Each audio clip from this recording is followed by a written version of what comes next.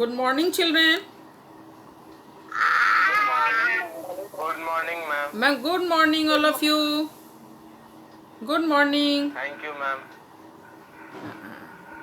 आज बेटा हम लोगों ने कारक विभक्ति उपपद विभक्ति पढ़ लिया था।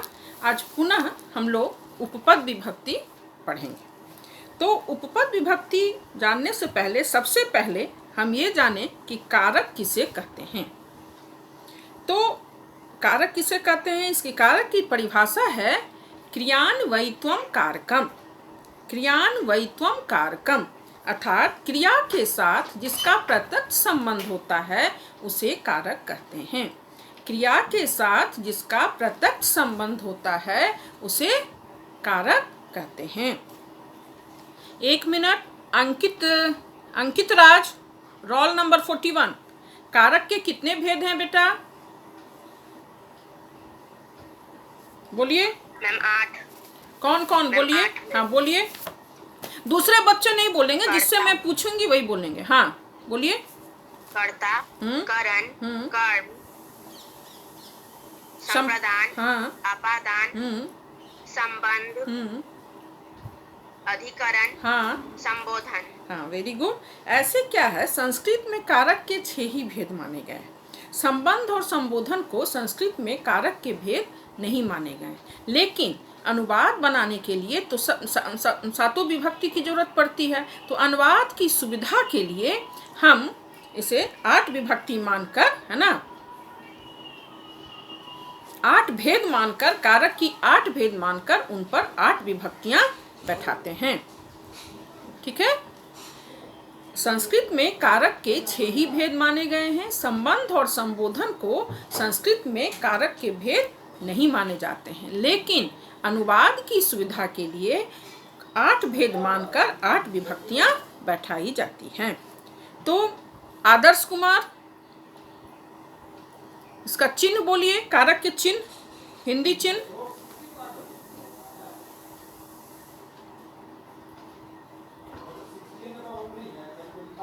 कुमारी सृष्टि बताएंगी आप? बताइए सृष्टि, बताइए। कर्ता ने कर्म को करण से, संप्रदान को के लिए, अपादान से, संबंध का के की रा रे री, अधिकरण में पी पर, संबोधन है अरे अजी, हे अरे अहो भो अजी। और ये अब इसका कैमरा ऑन नहीं है, अच्छा आप तो बोल रही है। ठीक है बेटा, ठीक है, कोई बात नहीं, ठीक है, कोई बात नहीं। नाम बोले अभी। हाँ बोलो बेटा।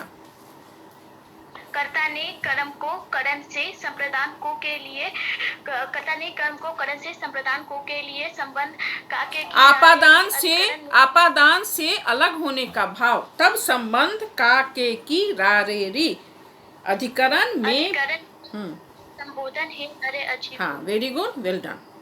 और इसका संस्कृत में जो इसकी विभक्ति है, कर्ता कारक प्रथमा विभक्ति, कर्म कारक द्वितीया विभक्ति, करण कारक तृतीया विभक्ति, संप्रदान चतुर्थी, आपादान पंचमी, है ना, संबंध षष्ठी और अधिकरण सप्तमी। तो सबसे पहले हम आओ बेटा, हम लोग इसका देखते हैं कर्ता कारक। तो बोलता है क्रिया का संपादन करने वाला कर्ता कहलाता है। क्रिया का संपादन माने जो काम करता है, क्रिया मीन्स काम, तो जो काम करता है वो कर्ता कारक कहलाता है। जैसे रामः पठति, तो इसमें कर्ता हो गया राम, क्योंकि राम पढ़ रहा है, जो क्रिया कर रहा है तो वो कर्ता हो गया। ठीक है। इसमें है कर्तरी प्रथमा, कर्ता कारक में प्रथमा विभक्ति लगती है। अभिधेय मात्रे प्रथमा, अभिधेय का अर्थ होता है नाम, और नाम व्यक्त करने में प्रथमा विभक्ति लगती है ना। संबोधने प्रथमा, जब हम किसी को बुलाते हैं या संबोधन करते हैं तो उसमें प्रथमा विभक्ति लगती है। इस तरह से बेटा आज हम लोग थोड़ा उपपद विभक्ति पढ़ेंगे। तो उपपद विभक्ति किसे कहते हैं, मैंने बताया था। वो उपपद विभक्ति जब किसी पद के योग में किसी विशेष विभक्ति का प्रयोग होता है तो उसे उपपद विभक्ति कहते हैं। जब किसी शब्द के योग में किसी विशेष विभक्ति का प्रयोग होता है तो उसे उपपद विभक्ति कहते हैं, है ना। मतलब अर्थात यदि विभक्ति का प्रयोग कारक पर आधारित नहीं होकर, है ना, शब्द पर आधारित होता है, यदि विभक्ति का प्रयोग कारक पर आधारित नहीं होकर शब्द पर, कुछ खास खास शब्द पर कुछ खास खास विभक्तियां लगती हैं, तो विभक्ति का प्रयोग कारक पर आधारित नहीं होकर शब्द पर आधारित होता है, तो वहाँ उपपद विभक्ति का प्रयोग होता है ना। जैसे देखो द्वितीय विभक्ति में है कर्म कारक, ठीक है। तो कर्म कारक क्या होता है? कर्ता की अत्यंत इच्छा जिस काम को करने में हो उसे कर्म कारक कहते हैं। कर्ता की अत्यंत इच्छा जिस काम को करने में हो उसे कर्म कारक कहते हैं। जैसे रामः फलम खादति, तो राम की अत्यंत इच्छा क्या है? फल खाना, है ना। तो यहाँ फल कर्म कारक हो और इसमें द्वितीय विभक्ति लगेगी। कर्मणि द्वितीया, कर्म में द्वितीय विभक्ति लगती है। इसके अंतर्गत देखो बेटा, कुछ हम लोगों को इम्पोर्टेंट उपपद विभक्ति पढ़नी है। जैसे द्वितीय विभक्ति में है अभिता, परिता, सर्वता, उभयता। इन सब के योग में द्वितीय विभक्ति लगती है। अभिता का क्या अर्थ होता है? दोनों ओर। परितः मीन्स चारों ओर। सर्वतः मीन्स सभी ओर। और उभयता मीन्स दोनों ओर। यदि शब्द में अभिता, परिता, उभयता, सर्वता रहे तो इनके योग में द्वितीय विभक्ति लगती है। जैसे अभिता मीन्स दोनों ओर, तो ग्रामम अभिता वृक्षा सन्ति, गांव के दोनों ओर वृक्ष हैं। परिता, परिता मीन्स चारों ओर। ग्रामम परितः नद्या सन्ति, गांव की चारों ओर नदी हैं। उभयतः और अभिता दोनों का अर्थ होता है दोनों ओर। अभिता का भी अर्थ होता है दोनों ओर और उभयता का भी अर्थ होता है दोनों ओर। तो उभयता मीन्स भी दोनों ओर, है ना। तो ग्रामम उभयता नद्या सन्ति, गांव के दोनों ओर नदी हैं। ग्रामम उभयता वृक्षा सन्ति, गांव के दोनों ओर वृक्ष हैं। और अभिता का अर्थ भी होता है दोनों ओर। ग्रामम अभिता वृक्षा सन्ति, ग्रामम अभिता नद्या सन्ति। अभिता और उभयता दोनों का अर्थ होता है दोनों ओर। तो इनके योग में द्वितीय विभक्ति लगती है। परिता मीन्स चारों ओर, इसके योग में भी द्वितीय विभक्ति लगती है। जैसे ग्रामम परितः वृक्षा सन्ति। अभिता, परिता, उभयता, सर्वता, इन सब के योग में द्वितीय विभक्ति लगती है। ये उपपद विभक्ति है। और उपपद विभक्ति का प्रयोग कब होता है? मैंने अभी बोला ना, उपपद विभक्ति किसे कहते हैं? बोलो। अभी मैंने बताया ना, जब किसी पद के योग में, जब किसी पद के योग में, शब्द के योग में किसी विशेष विभक्ति का प्रयोग होता है तो उसे उपपद विभक्ति कहते हैं, है ना। जब किसी शब्द के योग में, फिर से रिपीट कर दीजिए। बेटा मैम इसका डेफिनेशन फिर से रिपीट कर दीजिए। हाँ ठीक है। जब किसी, लिखो, जब किसी शब्द, जब किसी विशेष, जब किसी शब्द में, जब किसी शब्द के योग में, माने शब्द में किसी विशेष विभक्ति का प्रयोग होता है, माने वो कारक पर आधारित नहीं होकर शब्द पर आधारित होता है। तो जब किसी पद के योग में किसी विशेष विभक्ति का प्रयोग होता है तो उसे उपपद विभक्ति कहते हैं। लिख लो। लिखना चाहते हो बेटा? पेन निकालो, लिख लो। जब किसी पद के योग में किसी विशेष विभक्ति का प्रयोग होता है तो उसे उपपद विभक्ति कहते हैं। यदि विभक्ति का प्रयोग कारक पर आधारित नहीं होकर, कारक पर क्या है? उसका चिन्ह है, जैसे कर्ता ने, तो उस आधार पर, कर्म को करण से, तो उस आधार पर नहीं होकर किसी शब्द पर आधारित होता है तो उपपद विभक्ति का प्रयोग वहाँ होता है। यदि विभक्ति का प्रयोग कारक पर आधारित नहीं होकर शब्द पर आधारित हो तो वहाँ उपपद विभक्ति का प्रयोग होता है ना। तो जैसे हम लोगों ने देखा, इसका एक इम्पॉर्टेंट था अभिता, परिता, सर्वता, ये सब आप लोगों को पढ़ना है, सिलेबस में है। हाँ बोलो बेटा। पूछो। उपपद विभक्ति का एक बार डेफिनेशन बोल दीजिए। बेटा मैं तो 5 बार बोली हूँ, फिर बोल रही हूँ। जब किसी पद के योग में, शब्द के योग में, लिखिए,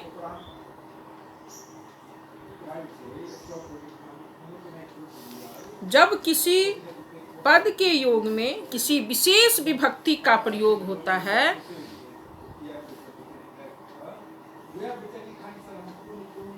जब किसी पद के योग में किसी विशेष विभक्ति का प्रयोग होता है तो उसे उपपद विभक्ति कहते हैं। जब किसी शब्द के योग में किसी विशेष विभक्ति का प्रयोग होता है तो उसे उपपद विभक्ति कहते हैं। ठीक है बेटा, अब आगे बढ़ूं। मैं उसे ऐसे आपको व्हाट्सएप पर मैं लिख के भेज भी दूंगी। ठीक है, तो इस हम लोगों को आज कुछ इम्पोर्टेंट जो हम लोगों के सिलेबस में उपपद विभक्ति दी गई है, तो उन उपपद विभक्तियों पर आज हम चर्चा करेंगे। देखो बेटा, जैसे द्वितीय विभक्ति के अंतर्गत है वही, जैसे जो मैंने अभी पढ़ाया, अभिता, परिता, सर्वता और उभयता के योग में द्वितीय विभक्ति लगती है। ग्रामम अभिता मीन्स दोनों ओर और उभयता मीन्स भी दोनों ओर, इन दोनों के योग में द्वितीय विभक्ति लगती है। परिता मीन्स सभी ओर, इसमें भी द्वितीय विभक्ति लगती है।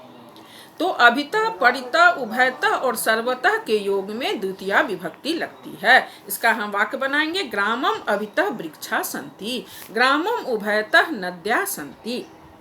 एक नंबर हो गया उपपद विभक्ति। अब दूसरा आइए बिना। बिना माने इसके बिना मेरा काम नहीं चल सकता, हम लोग बोलते हो ना, इसके बिना।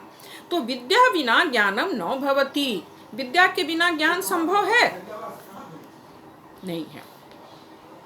ठीक है, तो बिना के योग में भी द्वितीय विभक्ति लगती है। उसके बाद प्रति, प्रति योगे द्वितीय क्या है? प्रति, अनु, धिक, निक्सा, अंतरेण, इन सब के योग में द्वितीय विभक्ति लगती है। प्रति मीन्स ओर, ग्रामम प्रति गच्छ, गांव की ओर जाओ। शिशुम प्रति गच्छ, शिशु की ओर जाओ। प्रति योगे द्वितीय, बिना योगे अभिता, परिता, सर्वतः योगे द्वितीय, बिना योगे द्वितीय, प्रति योगे द्वितीय। शिशुम प्रति मीन्स ओर, शिशुम प्रति गच्छ, ग्रामम प्रति गच्छ, बालकः विद्यालयम प्रति गच्छति, बालक विद्यालय की ओर जाता है। तो प्रति योगे द्वितीय विभक्ति, बिना योगे द्वितीय विभक्ति।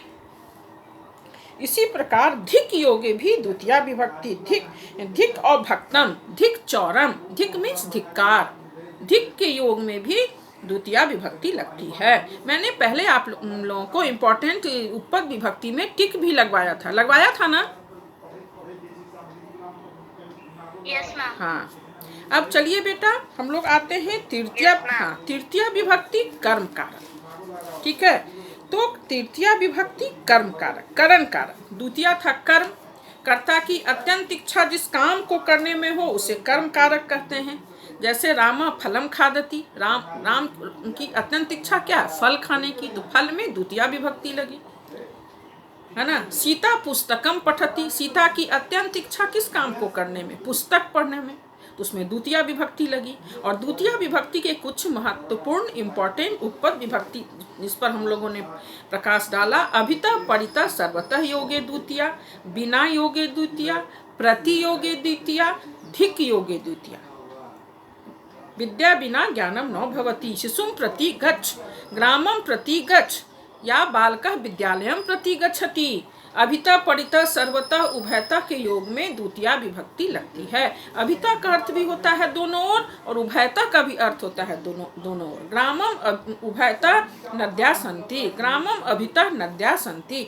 परिता मीन्स चारों ओर, ग्रामम परिता वृक्षा सन्ति। चलिए बेटा, अब हम लोग आए तृतीय विभक्ति। तृतीय विभक्ति कौन सा कारक है? करण कारक। करण कारक क्रिया संपादन में अत्यंत सहायक होने वाला करण कारक कहलाता है। क्रिया संपादन में अत्यंत सहायक होने वाला करण कारक कहलाता है। जैसे सहस्तेन खादति, तो खाने में सहायता कौन कर रहा है? हाथ कर रहा है, तो उसमें तृतीय विभक्ति लगी है, हस्तेन। सह मुखेन बदती, बोलने में कौन सहायता कर रहा है? मुख, तो मुख में तृतीया विभक्ति लगी है। हाँ, तो ये कर्ण कारक हुआ। क्रिया संपादन में अत्यंत सहायक होने वाला करण कारक कहलाता है और करण कारक में तृतीया विभक्ति लगती है।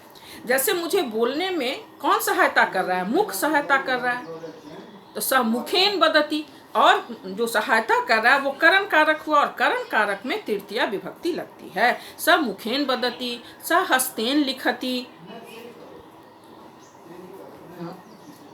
इसके अंतर्गत भी कुछ इंपॉर्टेंट उपपद विभक्तियां हैं। जैसे पहला देखो बेटा, सबसे इसका इंपॉर्टेंट है सहार्थे तृतीया, सहयोगे तृतीया। सह में साथ, सह, साकम, सार्धम, समम, सब का अर्थ होता है साथ। तो सहयोगे तृतीया, सहयोगे तृतीया, साथ के योग में तृतीया विभक्ति लगती है। जैसे पिता पुत्रेण सह गच्छति, पिता पुत्र के साथ जाता है। सहयोगे तृतीया, उसे सहार्थे तृतीया भी बोला जाता है। सहार्थे में सह, साकम, सार्धम, समम, इन सब का अर्थ होता है साथ। तो सहयोगे तृतीया, साथ जाने, साथ में तृतीया विभक्ति लगती है। सहयोगे तृतीया, सीतारामेन सह गच्छति, सीता राम के साथ जाती है। पिता पुत्रेण सह गच्छति, पिता पुत्र के साथ जाता है। तो हो गया सहयोगे तृतीया। फिर अलम योगे तृतीया, अलम का क्या अर्थ होता है? अलम निषेध के अर्थ में होता है, कोई काम मना रहता है ना। अलम विवादेन, झगड़ा मत करो, है ना।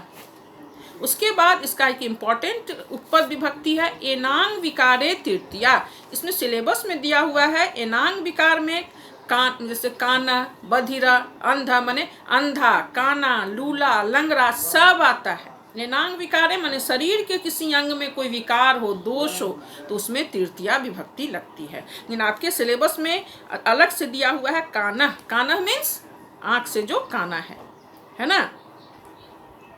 सह नेत्रेन काना, वह आंख से काना है। बधिरा, बधिरा मीन्स बहरा। सह कर्णेन बधिरा, कान से बहरा। तो इसमें बहरा अंधा भी आ सकता है, लूरा लंगड़ा भी आ सकता है। तो इसको आप या तो कानह बधिरा अलग अलग भी सिलेबस में दिया है, लेकिन ऐसे इसका होता है एनांग विकारे तृतीया। एनांग विकारे तृतीया का अर्थ होता है शरीर के किसी अंग में यदि विकार हो। विकार का क्या अर्थ होता है बेटा? विकार मीन्स दोष हो, है ना। जैसे वह आंख से अंधा है, कान से बहरा है, पैर से लंगड़ा है, यदि इस तरह का है तो उसमें तृतीया विभक्ति लगती है। जैसे पृष्ठेन कुब्जा, पीठ से कुबड़ा है ना। नेत्रेन काना, आंख से काना है। नेत्राभ्याम अंधा, आंखों से अंधा है, दो है नेत्राभ्याम। और कर्णेन बधिरा, कान से बहरा है। तो कानह के योग में तृतीया विभक्ति लगती है। काना मीन्स काना, नेत्रेन काना अस्ति, सकर्णेन बधिरा अस्ति, कान से बहरा है। तो एनांग विकारे तृतीया, शरीर के किसी अंग में यदि विकार हो, दोष हो, चाहे वो काना हो, अंधा हो, बहरा हो, लंगड़ा हो, कुबड़ा हो, इन सब के योग में तृतीया विभक्ति लगती है। एनांग विकारे तृतीया या कानह योगे तृतीया, बधिरा योगे तृतीया, सहार्थे तृतीया, सहयोगे तृतीया, साथ के योग में तृतीया विभक्ति लगती है। अलम योगे तृतीया, अलम का अर्थ हुआ निषेध, जो काम कोई मना करने का है ना। अलम विवादेन, झगड़ा मत करो। उसके बाद बिना के योग में हम लोगों ने देखा द्वितीया विभक्ति में भी लगता है बिना, और तृतीया विभक्ति में भी लगता है बिना। ऐसे ज्ञानेन बिना विद्या न भवति, ज्ञान के बिना विद्या संभव नहीं है। अब आइए बेटा चतुर्थी विभक्ति। चतुर्थी विभक्ति क्या है? संप्रदान कारक। चतुर्थी विभक्ति क्या है? संप्रदान कारक। तो संप्रदान कारक क्या है? किसी के लिए यदि कोई काम किया जाए तो उसे संप्रदान कहते हैं। किसी के लिए कुछ किया जाए तो उसे संप्रदान कारक कहते हैं। और संप्रदाने चतुर्थी, और संप्रदान कारक में चतुर्थी विभक्ति लगती है ना। इसका क्या चिन्ह है? को के लिए। तो इसके अंतर्गत होता है दा योगे चतुर्थी। दा मीन्स देना, दान देना, कुछ देना। दानार्थे चतुर्थी, दा योगे चतुर्थी। चतुर्थी विभक्ति में ये उपपद विभक्ति दा योगे चतुर्थी। राजा ब्राह्मणेभ्य वस्त्रम ददाति, है ना। सा दरिद्राय भोजनम यच्छति, वह गरीब को भोजन देती है। राजा ब्राह्मण को दान देता है। तो दा योगे चतुर्थी, दानार्थे चतुर्थी। रुच योगे चतुर्थी। रुच मीन्स अच्छा लगना, कि कोई चीज जब अच्छा लगे, रुचे, तो उसमें चतुर्थी विभक्ति लगती है। जैसे बोलिए, जैसे हरे रोचते भक्ति, हाँ, हरि को भक्ति रुचती है। सर्वेभ्यः रोचते चाटुकारिता। चाटुकारिता एक बार कोई बच्चे पूछे भी थे ना, तो खुशामद कहो, चमचागिरी कहो, आगे पीछे करना, खुशामद करना, तो चाटुकारिता हुआ। सबों को बहुत अच्छा लगता है। ब्राह्मणाय मधुरम प्रियम, ब्राह्मण को मीठा पसंद है। तो रुच योगे चतुर्थी, दा योगे चतुर्थी, देने के योग में दानार्थे चतुर्थी। राजा ब्राह्मणेभ्यः वस्त्रम ददाति, सा ब्राह्मणाय चाहे सा दरिद्राय भोजनम यच्छति। स्वस्ति, यहाँ पे सिलेबस में है स्वस्ति ऐसे, लेकिन इसके साथ है नमः, स्वस्ति, स्वाहा, स्वधा, इन सब के योग में चतुर्थी विभक्ति लगती है। नमः योगे चतुर्थी, नमः मीन्स नमस्कार, प्रणाम। तो नमः के योग में चतुर्थी विभक्ति लगती है। जैसे श्री गणेशाय नमः, ओम नमः शिवाय, है ना। नमः योगे चतुर्थी। स्वस्ति, स्वस्ति, हाँ, स्वस्ति योगे चतुर्थी। स्वस्ति, स्वस्ति का क्या अर्थ होता है? कल्याण हो, है ना। इसे बोलते हैं तुभ्यम स्वस्ति, तुम्हारा कल्याण हो। सर्वेभ्यः स्वस्ति, सबों का कल्याण हो।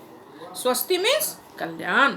सर्वेभ्यः स्वस्ति, सबों का कल्याण हो। तुभ्यम स्वस्ति, तो संप्रदान का, हाँ, वेरी गुड, बहुत अच्छा कहा तुमने। दा योगे चतुर्थी, रुच योगे चतुर्थी, नमः, स्वस्ति, स्वाहा, स्वधा। स्वाहा में तो किसी चीज में अर्पित करते हैं, अग्ने स्वाहा, तो इसके योग में नमः योगे चतुर्थी। श्री गणेशाय नमः, श्री विष्णवे नमः, श्री हनुमते नमः, ओम नमः शिवाय। तो सब के योग में हमने देखा चतुर्थी विभक्ति लगती है। स्वस्ति, कल्याण हो। तुभ्यम स्वस्ति, सर्वेभ्यः स्वस्ति, सबों का कल्याण हो। तो चतुर्थी विभक्ति संप्रदान कारक, जिसके लिए कोई कुछ दिया जाए, उसमें चतुर्थी विभक्ति लगती है। इसका चिन्ह होता है को के लिए, और इसमें दानार्थे चतुर्थी, दा योगे चतुर्थी। रुच योगे, कोई चीज अच्छी लगे तो ब्राह्मणाय मधुरम प्रिय, हरे रोचते भक्ति, हरि को भक्ति प्रिय पसंद है। सर्वेभ्यः रोचते चाटुकारिता, सबों को चाटुकारिता पसंद है। तो दा योगे चतुर्थी, रुच योगे चतुर्थी, स्वस्ति, नमः, स्वस्ति, स्वाहा, इन सब के योग में चतुर्थी विभक्ति लगती है। अब आ जाओ बेटा पंचमी विभक्ति। पंचमी विभक्ति कौन सा कारक है? बोलिए। आपादान कारक। आपादान कारक। आपादान कारक का चिन्ह क्या होता है? से अलग होने का भाव। कर्म कारक का भी चिन्ह था से, लेकिन उस से का तात्पर्य था साथ, और इस आपादान कारक के से का तात्पर्य है अलग होने का भाव, है ना। ध्रुवम पाए पादानाम, दो वस्तुओं में स्थिर वस्तु आपादान है, और आपादान कारक में पंचमी विभक्ति लगती है। ध्रुवम पाए पादानाम, दो वस्तुओं में स्थिर वस्तु आपादान है, और आपादान कारक में पंचमी विभक्ति लगती है। आयुष रतन, इसका एक उदाहरण दीजिए तो। वृक्षात् पत्रम पतति। हाँ, वृक्षात् पत्रम पतति, वृक्ष से पत्ता गिरता है। तो यहाँ वृक्ष और पत्ते में कौन आपादान है? वृक्ष। वेरी गुड, जो स्थिर है। पत्ता तो अलग हो रहा है। तो हाँ, तो दो वस्तुओं के अलग होने पर स्थिर वस्तु आपादान है और आपादान कारक में पंचमी विभक्ति लगती है। तो पंचमी विभक्ति के अंतर्गत भी कुछ इंपॉर्टेंट उपपद विभक्ति है, जैसे बही। बही मीन्स बाहर, बाहर जाने के योग में पंचमी विभक्ति लगती है। सह गृहात बहि गच्छति, वह घर से बाहर जाता है। रामः विद्यालयात बहि गच्छति, राम विद्यालय से बाहर जाता है। बहि योगे पंचमी, पंचमी विभक्ति का ये उपपद विभक्ति बहुत इंपॉर्टेंट है। पृथक अलग हो तो हाँ, पृथक योगे पंचमी, जब दो में से एक पृथक हो तो उसके योग में पंचमी विभक्ति लगती है। जैसे वृक्षात पत्राणि पतंती, वृक्ष से पत्ते गिरते हैं, वृक्ष से पत्ते अलग हो रहे हैं तो उसके योग में पंचमी विभक्ति लगती है। विना, विना योगे में हम लोगों ने देखा द्वितीया विभक्ति भी होती है, तृतीया भी होती है और बिना योगे पंचमी भी होती है। बिना योगे पंचमी भी होती है। मित्रात बिना रामः न गच्छति, है ना, मित्र के बिना राम नहीं जाता है। मित्रात, इसमें पंचमी देखो, मित्र में पंचमी विभक्ति लग गई तो बिना योगे द्वितीया तृतीया पंचमी च, तो मित्रात बिना राम न गच्छति, है ना। या यहाँ लिखना बालकात बिना विद्यालयम न भवति, विद्यालय बालक बच्चों के बिना विद्यालय संभव है, विद्यालय का होना नहीं है। इसी में हो गया इसमें पृथक योगे पंचमी, बही योगे पंचमी, बिना योगे पंचमी, ये सब इसका वेरी इंपॉर्टेंट इसका हो गया। ठीक है, एक और जैसे इसमें सिलेबस में नहीं है लेकिन भुवः प्रवश्च, भुवः मीन्स भू धातु के योग में जहाँ से कोई चीज निकलती हो तो उसमें भी पंचमी विभक्ति लगती है। जैसे गंगा हिमालयात निस्सरति, गंगा कहाँ से निकलती है, हिमालय से। तो ये सब पंचमी विभक्ति के महत्वपूर्ण उपपद विभक्ति हैं। अब आइए बेटा षष्ठी विभक्ति, संबंध कारक। संबंध कारक क्या होता है, संबंध जब आपस में संबंध दर्शाए तो उसमें षष्ठी विभक्ति लगती है। संबंधे षष्ठी, है ना। जैसे रामस्य गृहम, तो राम का संबंध है उस घर से, राम का घर, है ना। मम पुत्र, मेरा बेटा, तो इसमें संबंध है पुत्र, मेरा संबंध पुत्र से है तो संबंधे षष्ठी, और संबंध कारक में षष्ठी विभक्ति लगती है। रामस्य गृहम, मम पुत्र, तो इस तरह से संबंध षष्ठी। पूर्णतः, इसका उपपद विभक्ति है पूर्णतः योगे षष्ठी। पूर्णतः का क्या अर्थ होता है, ऋषभ राज बोलिए, पूर्णतः का क्या अर्थ होता है।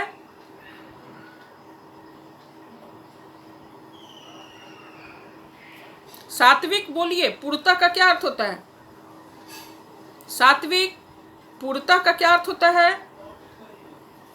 पूर्णतः का अर्थ होता है सामने, पूर्णतः का अर्थ होता है सामने। गृहस्थ पूर्णतः मंदिरम अस्ति, घर के सामने मंदिर है। पूर्णतः मीन्स सामने और पृष्ठतः मीन्स पीछे। पूर्णतः मीन्स सामने और पृष्ठतः मीन्स पीछे, है ना। पूर्णतः मतलब आगे हो सकता है, आगे ही ना हुआ, पूर्णतः मीन्स आगे, सामने, आगे, आगे ही हुआ। मंदिरस्य पूर्णतः नदी अस्ति, मंदिर के आगे नदी है। गृहस्य पूर्णतः मंदिरम अस्ति, घर के आगे नदी है या सामने नदी है, आगे। पृष्ठतः मीन्स पीछे, पूर्णतः मीन्स आगे। तो गृहस्य पूर्णतः मंदिरम अस्ति, मंदिरस्य पूर्णतः नदी अस्ति, तो पूर्णतः राम अस्ति। हाँ, और पृष्ठतः, इसका है पृष्ठतः, तो पृष्ठतः योग, पृष्ठतः का अर्थ होता है, पृष्ठतः का क्या अर्थ होता है, पीछे। पृष्ठतः का क्या अर्थ होता है, पीछे। तो पीछे, तो पीछे में भी षष्ठी विभक्ति लगती है ना। जैसे देवालयस्य पृष्ठतः या गृहस्थ पृष्ठतः विद्यालय अस्ति, घर के पीछे विद्यालय है। देवालयस्य पृष्ठतः उपवनम अस्ति, देवालय मंदिर के पीछे उपवन है, बागीचा है ना। तो पूर्णतः मीन्स आगे और पृष्ठतः मीन्स पीछे। पूर्णतः मीन्स आगे और पृष्ठतः मीन्स पीछे, इन दोनों के योग में षष्ठी विभक्ति लगती है। है ना। गृहस्य पुरतः मंदिरम अस्ति, मंदिरस्य पुरतः नदी अस्ति, माने मंदिर के आगे नदी है, घर के आगे मंदिर है, और पृष्ठतः मीन्स पीछे। जैसे देवालयस्य पृष्ठतः उपवनम अस्ति, देवालय के पीछे उपवन है। गृहस्य पृष्ठतः विद्यालय अस्ति, घर के पीछे विद्यालय है। अब आइए बेटा अद्य, अद्य मीन्स नीचे, है ना। अद्य, अद्य मीन्स नीचे, तो नीचे से बनाइए एक वाक्य। भूमे अद्य जलम अस्ति, भूमि के नीचे जलम है, जल है ना। जलम सदा नीचे बहती, जल सदा नीचे बहता है। तो अद्य मीन्स नीचे। और ऊपरी, ऊपरी योगे षष्ठी विभक्ति। वृक्षस ऊपरी वानरा कुर्दन्ति, पर्वतस ऊपरी हिमम अस्ति, पर्वत के ऊपर बर्फ है। पर्वतस ऊपरी, ऊपरी योगे षष्ठी विभक्ति, अद्य योगे षष्ठी विभक्ति। ऊपरी मीन्स ऊपर, ऊपरी मीन्स ऊपर, अद्य मीन्स नीचे, है ना। तो इसमें ऊपर के योग में पुरतः योगे, पुरतः योगे आगे, तो क्या हो गया, गृहस्य पुरतः मंदिरम अस्ति, पृष्ठतः मीन्स पीछे, तो क्या हो जाएगा, पृष्ठतः देवालयस पृष्ठतः उपवनम अस्ति। सप्तमी विभक्ति, सप्तमी विभक्ति क्या हो गया बेटा, आधारो अधिकरणम, आधार को अधिकरण कहते हैं और अधिकरण कारक में सप्तमी विभक्ति लगती है। आधारो अधिकरणम और अधिकरणे सप्तमी, आधार को अधिकरण कहते हैं और अधिकरण कारक में सप्तमी विभक्ति लगती है। जैसे सह भूमो से थे, है ना। तो सप्तमी में है विश्वास, निपुण और स्नेह योगे सप्तमी विभक्ति। विश्वास के योग में, स्नेह के योग में और निपुण के योग में सप्तमी विभक्ति लगती है। विश्वास योगे सप्तमी, जैसे गुरु, गुरु शिष्य विश्वस्ति, गुरु बालकः गुरु विश्वसिति, विश्वसिति, बालक जो है गुरु पर विश्वास करता है, ठीक है। इसी तरह स्नेह योगे सप्तमी, विश्वास योगे सप्तमी, स्नेह योगे सप्तमी, निपुण योगे सप्तमी। सुरेश क्रीडे निपुणः अस्ति, सुरेश जो है खेल में निपुण है। स्नेह योगे सप्तमी, माता पुत्रे स्नेह्यति, आचार्य बालके स्नेह्यति, आचार्य बालक को स्नेह करता है, माता पुत्र को स्नेह करती है। स्नेह मीन्स प्यार, स्नेह करना। और विश्वास माने विश्वास, पुत्र पितरी विश्वसिति, जैसे पुत्र जो है पिता पर विश्वास करते हैं। गुरु शिष्य स्नेह्यति, पुत्र पितरी विश्वसिति। बालकः गुरु विश्वसिति, बालक गुरु पर विश्वास करते हैं। पुत्र पितरी विश्वसिति, पुत्र पिता पर विश्वास करते हैं।